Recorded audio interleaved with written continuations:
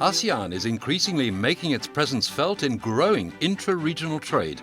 In the lead-up to the ASEAN-Hong Kong Free Trade Agreement set for 2016, how can countries like Indonesia and others use Hong Kong as a pivotal point for business? The Hong Kong Trade Development Council's research department has been tracing the trends. Hong Kong can definitely be unashamedly called the center of Asia because basically within 5 hours of flight time, we can reach half of the population of the world.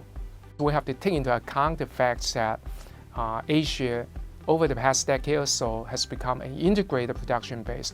A lot of trade is going on within the region.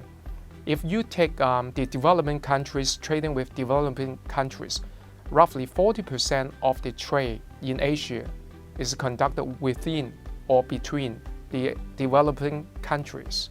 Hong Kong can definitely catch the flow because Hong Kong as an international sourcing center, logistics center, as well as a trade hub, carry a lot of the re-export items.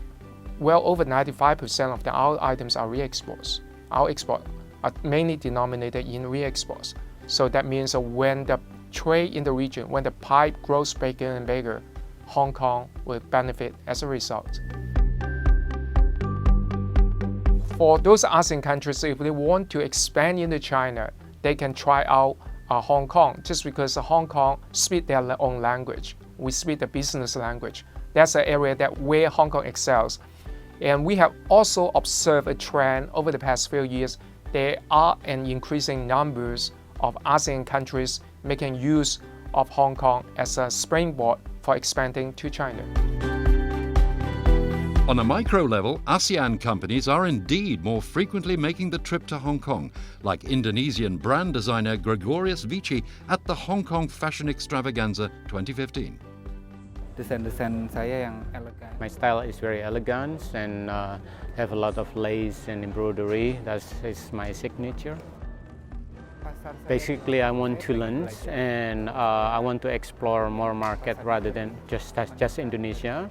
And for sure, he will love to have a South Asian market and go to the world, hopefully, through Hong Kong. And Malaysian comic artist management company Safe Tree also chose Hong Kong in a licensing deal on its animated work with MTR Malls, not that far removed from the networks for which Hong Kong is renowned. Well, if you look at Hong Kong, right now these days, there is not much manufacturing activity in Hong Kong. But it doesn't mean that Hong Kong doesn't play a role in the whole value chain of manufacturing.